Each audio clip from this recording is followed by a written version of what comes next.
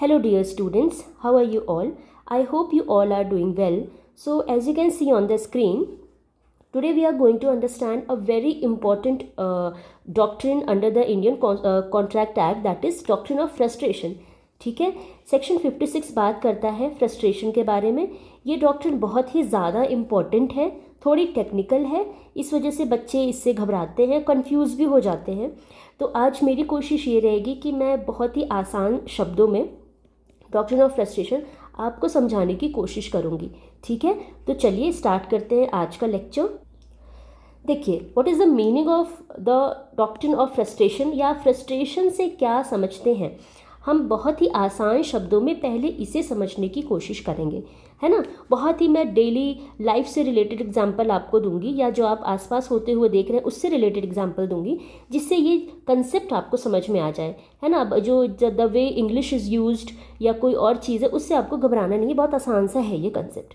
देखो, so the meaning which I have written here, इसी से हम आगे बढ़ते हैं. सो देखिए, meaning of the doctrine of frustration is it is the occurring of some intervening event or change of circumstances so fundamental in nature. यानी ये जो intervening event हुआ, कोई अचानक से कोई दुर्घटना हो गई, आप ऐसे समझ लो, या कोई भी इवेंट हो गया, कोई भी ऐसी घटना हो गई जो अचानक से हुई, विच डिस्टर्ब्ड, जिसने डिस्टर्ब किया क्या, the very root of the contract. ठीक है, इस तरह की थी जिसकी वजह से जो कॉन्ट्रैक्ट का बेस था हमारा ना, वो ही पूरा डिस्टर्ब हो गया. या फिर चेंज इन सर्कमस्टांसेस बदल गए. देखिए, मैं आपको एक एग्जांपल से समझाती हूँ.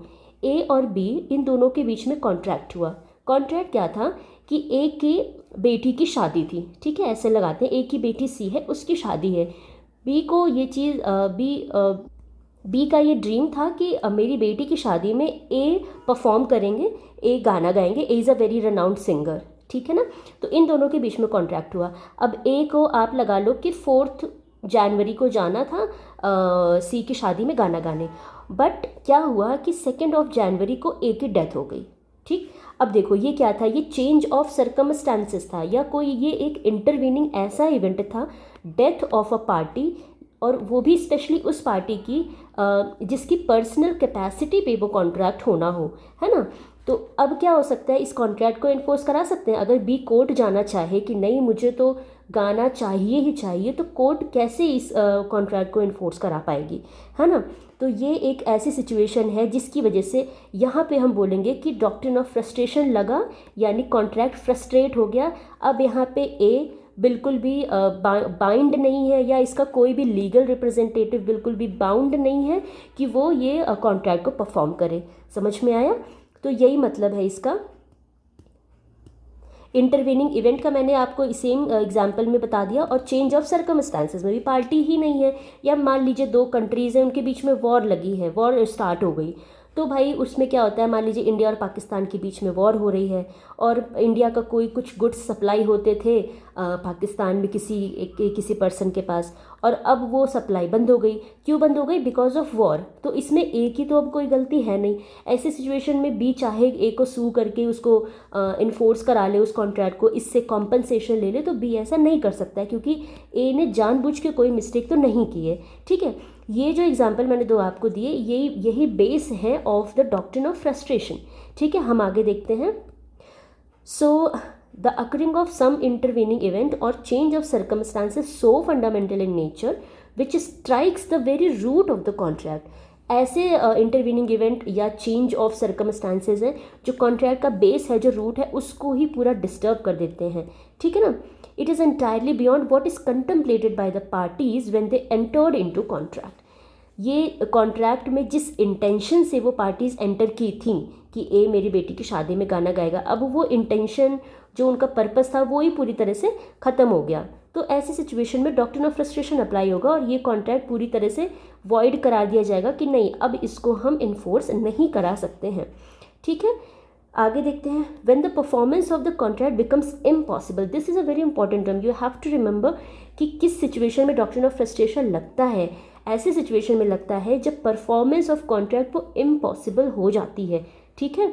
So the purpose which parties have in mind becomes frustrated. ये देखिए क्रक्स में मैंने यहाँ पे लिखा है, ये जो लाइन है आप इसे याद रखेंगे तो आपको बाकी कुछ याद रखने की ज़रूरत नहीं है, आप अपने शब्दों में बता पाएंगे कि डॉक्ट्रिन ऑफ फ्रस्ट्रेशन क्या होता है। So you have to remember that when the performance of contract becomes impossible, जब परफॉर्मेंस करना उस कॉन्ट्रैक्ट का पूर्णतया इम्पॉसिबल हो जाए, ठीक है, the purpose which parties have in mind becomes frustrated. तो वो जो पर्पस है वो पूरी तरह से फ्रस्ट्रेट हो जाता है। फ्रस्ट्रेट का मतलब यहाँ पे ये है कि ख़त्म हो जाता है ना, ऐसे ही समझेंगे। आपको क्या ध्यान रखना है, the promisor is excused from the performance of the contract. जाहिर सी बात है, जो प्रोमिसर है, जिसने प्रॉमिस किया था, अब इसको छूट दे दी गई है, एक्सक्यूज़ दे दिया गया है कि आपको परफॉर्मेंस ऑफ द कॉन्ट्रैक्ट नहीं करना है। अच्छा, अब आगे बढ़ते हैं। देखिए section 56 is based on the maxim, ये एक मैक्सिम पे बेस्ड है, that is lex non cogit ad impossibilia. ये याद रखना है कि इस मैक्सिम पे सेक्शन 56 बेस्ड है। इस तरह का क्वेश्चन आपको पूछ सकते हैं आपके एग्जाम में, और इस मैक्सिम का मीनिंग हम समझ लेते हैं ताकि हमें मैक्सिम याद रहे। So the meaning is law can not compel a man to do what he can not possibly perform. देखिए यहाँ पे जो टर्म यूज हुआ है that is can not, right, impossible, मतलब अब कोई पॉसिबिलिटी बची नहीं है कि जिस पर्पज़ से हमने कॉन्ट्रैक्ट किया था उसे इन्फोर्स करा सकें, ठीक है ना। तो ये चीज़ ध्यान रखना है मैक्सिम को। अब आगे बढ़ते हैं। This is the picture of your bare act. Bare act में section 56 agreement to do impossible act इस तरह से दिया है, और section 56 is based on the doctrine of frustration. ये ध्यान रखना है। आपके दो क्वेश्चन तो यहीं से बन गए कि सेक्शन 56 किस चीज़ की बात करता है, या दूसरा question doctrine of frustration is covered under which section of the Indian contract act, ठीक है। तो that is section 56। An agreement to do an act impossible, आ गया ना यहाँ पे impossible term, so you have to remember it. Impossible है या कैन नॉट, मतलब अब कोई सिचुएशन है नहीं जिसमें हम ये काम कर सकें। In it self is void, ऐसा कॉन्ट्रैक्ट वॉइड होगा, ऐसा agreement, that agreement would be void, ठीक है। अच्छा, मैं यहीं पे आपको एक चीज़ बताती हूँ। देखो, contract to do an act afterwards becoming impossible और अनलॉफुल, देखिए दो पैराग्राफ्स हैं सेक्शन 51 में, ठीक है। तो मैं एक चीज़ आपको यहीं पे बताती हूँ। देखिए जो पैरा 1 है ऑफ सेक्शन 56 ये बात करता है इनिशियल इम्पॉसिबिलिटी की, ठीक है। मैं यहीं पे लिख रही हूँ, इनिशियल इम्पॉसिबिलिटी की बात कौन कर रहा है, पैरा 1 ऑफ द सेक्शन 56। इसमें क्या होता है कि कोई कॉन्ट्रैक्ट में एंटर हुए हैं दो पार्टीज़, बट कंडीशंस या जिस भी पर्पस से वो कॉन्ट्रैक्ट बनाया गया है वो पहले से ही इम्पॉसिबल है उस कॉन्ट्रैक्ट को इन्फोर्स कराना, ठीक है ना। उस कॉन्ट्रैक्ट को परफॉर्मेंस ही उसकी इम्पॉसिबल है। तो अभी मैं आपको एग्जांपल लिख देती हूँ तब आपको समझ में आएगा। पहले बताती हूँ दैट पैरा 1 इनिशियल इम्पॉसिबिलिटी की बात करता है और पैरा 2 सब्सिक्वेंट इम्पॉसिबिलिटी की बात करता है। यानी पहले से ही कॉन्ट्रैक्ट अगर इम्पॉसिबल है तो उसकी बात पैरा 1 कर रहा है, और अगर बाद में चल के कुछ सर्कमस्टांसेस ऐसे हो जाते हैं, जैसे मैंने आपको वो डेथ वाला एग्जांपल बताया था कि ए और बी के बीच में कॉन्ट्रैक्ट होता है कि बी की बेटी की शादी में ए गाना गाएंगे, और सब्सिक्वेंटली क्या होता है कि ए की डेथ हो जाती है, तो ये कवर होगा पैरा 2 ऑफ द सेक्शन 56, ठीक है ना। तो सब्सिक्वेंट इम्पॉसिबिलिटी है ये। और जो इनिशियल इम्पॉसिबिलिटी है उसका एग्जाम्पल देखिए, जैसे कि ये है आपका illustration B, A and B contract to marry each other. A and B के बीच में क्या कॉन्ट्रैक्ट होता है कि हम एक दूसरे से शादी करेंगे। Before the time fixed for the marriage A goes bad. अच्छा, ये दूसरा है, देखिए ये सी वाला होगा। A contracts to marry B, A B से कॉन्ट्रैक्ट करता है कि वो उससे शादी करेगा। बीइंग ऑलरेडी मैरिड, ए यहाँ पे पहले से ही मैरिड है, ठीक है। तो अभी आपको पता है कि हमारे इंडिया में अगर आप हिंदू लॉ के तहत शादी कर रहे हैं, हिंदू मैरिज एक्ट के तहत, तो आपकी एक समय में एक ही लीगली वेडेड वाइफ हो सकती है। आप दो वाइफ्स नहीं रख सकते हैं, ठीक है ना। दो औरतों के साथ एक साथ आप शादी नहीं कर सकते हो, ये हमारे यहाँ पे अलाउड नहीं है। तो यहाँ पे देखिए, being forbidden by the law to which he subject to practice polygamy, polygamy practice करना हमारे कंट्री में अलाउड नहीं है। A must make compensation to B for the loss caused by her by non performance of his promise. तो बिल्कुल सही बात है, ए को बी को ए शुड कॉम्पेंसेट बी, क्योंकि आपने उससे फॉल्स प्रॉमिस ऐसे कैसे किया। बट ये इम्पॉसिबिलिटी कैसी थी, ये तो पहले से ही आप मैरिड थे ना, तो आप शादी तो नहीं कर सकते हो ना उससे, ठीक है। तो ये हो गया आपका example of the initial impossibility. अब देखिए जैसे डी एग्जाम्पल है, A contracts to take a cargo for B at a foreign port. A's government afterwards declares war against the country in which the port is situated। अब contract बाद में जाके void हुआ, बाद में कुछ सर्कमस्टांसेस हो गए कि अब कॉन्ट्रैक्ट को हम परफॉर्म नहीं कर सकते, ठीक है ना। तो ये आपका सेक्शन होल सेक्शन 56 है। अब आगे बढ़ते हैं, वही सेम चीज़ देखिए मैंने यहाँ पे लिखी है, that agreement to do impossible act is void in itself and contract to do an act, ये पैरा 1 है जो इनिशियल इम्पॉसिबिलिटी की बात करता है, और ये पैरा 2 था जो सब्सिक्वेंट इम्पॉसिबिलिटी की बात करता है। वही मैंने यहाँ पे आपके लिए स्लाइड में बना दिया है, ठीक है। अब हम आगे बढ़ते हैं, मैं आपको समझा चुकी हूँ पहले ही। देखते हैं कुछ ग्राउंड्स ऑफ फ्रस्ट्रेशन, जैसे destruction of the subject matter. ये आप देखिए बहुत ही मोस्ट इंपॉर्टेंट केस है, that is Taylor versus Cardwell. इस केस का बहुत ही अप्रोप्रिएट एग्जाम्पल है, मैं अभी आपको बताती हूँ क्या सिचुएशन थी। इसमें क्या होता है कि जो सब्जेक्ट मैटर होता है वही डिस्ट्रॉय हो गया। तो अगर जो मेन सब्जेक्ट मैटर है, जैसे कि मान लीजिए ए और बी के बीच में कॉन्ट्रैक्ट हुआ कि पिक्चर हॉल में हम पिक्चर देखेंगे, ठीक है। आई मीन म्यूज़िक हॉल को लेके ए और बी के बीच में कॉन्ट्रैक्ट होता है। ए का म्यूज़िक हॉल था और बी ने उसको लिया कि यहाँ पे हम अपना एक म्यूज़िक कॉन्सर्ट करेंगे, ठीक है। ये मैं आपको टेलर वर्सेस कार्डवेल ही बता रही हूँ। तो क्या होता है कि अब कुछ सर्कमस्टांसेस चेंज होते हैं और ये जो म्यूज़िक हॉल है इसमें आग लग जाती है और ये पूरी तरह से जल जाता है। तो बी ए के पास आता है कि भाई मुझे तो अपना म्यूज़िक कॉन्सर्ट करना ही करना है, आपका म्यूज़िक हॉल जल गया, आई डोंट केयर, अब आप मुझे कॉम्पनसेट करो, ठीक है ना। तो देखो क्या होता है, टेलर वर्सेस कार्डवेल के केस में पहली बार कोर्ट ने डॉक्ट्रिन ऑफ फ्रस्ट्रेशन जैसी कोई डॉक्ट्रिन को निकाला, इसको एक्सेप्ट किया, क्योंकि टेलर वर्सेस कार्डवेल से पहले भी बहुत सारे ऐसे केसेस कोर्ट के सामने आ रहे थे, ब्रिटिश कोर्ट के सामने, जहाँ पे क्या हो रहा था कि कॉन्ट्रैक्ट फ्रस्ट्रेट हो जा रहा था, लेकिन इसमें पार्टी जो थी ना उसकी कोई मिस्टेक नहीं थी, उनकी कोई गलती नहीं थी, बट ऑपोजिट पार्टी कॉम्पनसेशन लेने पहुंच जाती थी। अब ये जो पार्टी है ये बोलती थी कि हमारी कोई गलती नहीं है, we wanted to perform the contract, but कुछ ऐसी सिचुएशन हो गई जैसे कि मेरा म्यूज़िक हॉल जो था वो जल गया, या भाई वॉर स्टार्ट हो गई कंट्रीज़ के बीच में, या फिर डेथ हो गई किसी की, तो उसमें अब हम क्या कर सकते हैं।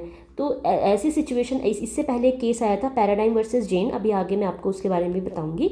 तो जब टेलर वर्सेस कार्डवेल का केस आया ना, ये सेम केस म्यूज़िक कॉन्सर्ट वाला, तब कोर्ट को लगा कि हमें एक नई डॉक्ट्रिन ईजाद करनी चाहिए, and then they propounded this doctrine of frustration. और इस केस में कोर्ट ने बोला कि जो बी मिस्टर ए के पास पहुंचे थे कि भाई मुझे आप कॉम्पनसेशन दो क्योंकि म्यूज़िक कॉन्सर्ट हमें करना था ये सब, तब उन्होंने बोला कि नहीं ये पॉसिबल नहीं हो पाएगा, क्योंकि यहाँ पे जो टेलर हैं, जो मिस्टर ए हैं, इनकी कोई मिस्टेक नहीं थी, और now he can not do that willingly. इनका इंटेंशन तो ऐसा नहीं था ना कि ये आपको म्यूज़िक हॉल ना दे। तो ये केस आपको इसलिए ध्यान रखना है क्योंकि इस केस से ही ये डॉक्ट्रिन आया, ठीक है। और स्टोरी मैंने थोड़ी सी आपको केस का फैक्ट थोड़ा सा आपको इसलिए बता दिया ताकि उससे आप इस केस को याद रखेंगे, ठीक है। उसी तरह से चेंज इन सर्कमस्टांसेस है ground of frustration. Change in circumstances आप डेथ वाला समझ सकते हैं कि एक ही तो डेथ हो गई, तो अब वो गाना कैसे गाएगा, है ना, क्योंकि ये पर्सनल कैपेसिटी का एक स्किल है जो ए ही परफॉर्म कर सकते हैं, उनके अलावा कोई नहीं कर सकता। उसके बाद देखिए non occurrence of contemplated event, ठीक है। कुछ इवेंट्स थे जो कि अब हुए नहीं, और वो इवेंट्स इतने इंपॉर्टेंट थे कि उनके बगैर कॉन्ट्रैक्ट नहीं हो पाता, तो उस वजह से भी फ्रस्ट्रेट हो जाता है।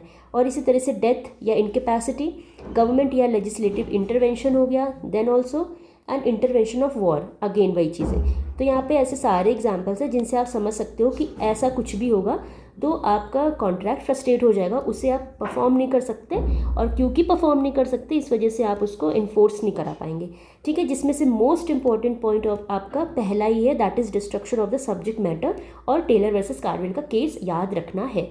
अब आगे बढ़ते हैं, ठीक है। इसमें कुछ पॉइंट्स आप और याद रख लीजिएगा, that is cases not covered by doctrine of frustration.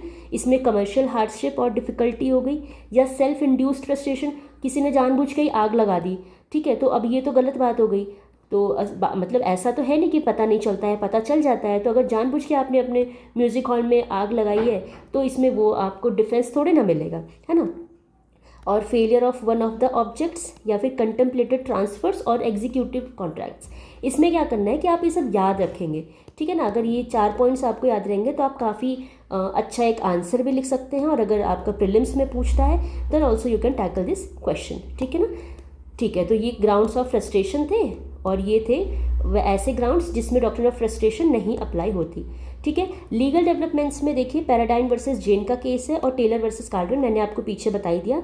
India में जो सबसे लैंडमार्क केस है that is Satyabrata Ghose versus Mugneeram, ये आपको ध्यान रखना है, it is a very very important case. आपको डायरेक्ट क्वेश्चन ऐसे ही मिलेगा कि डॉक्टर ये सत्यव्रत घोष का केस किस डॉक्ट्रिन से पे है, तो that is on section 56 doctrine of frustration. या ऐसे पूछ लेगा कि डॉक्ट्रिन ऑफ फ्रस्ट्रेशन पे सबसे लीडिंग केस कौन सा है इन इंडिया, तो that is Satyabrata Ghosh case. ठीक है ना। So this was all about doctrine of frustration. I hope आपको समझ में आया होगा। अगर कोई पॉइंट नहीं समझ में आया तो आप कमेंट सेक्शन में करिए, I will definitely answer you. और मिलते हैं फिर नेक्स्ट वीडियो में, तब तक के लिए keep studying and thank you so much.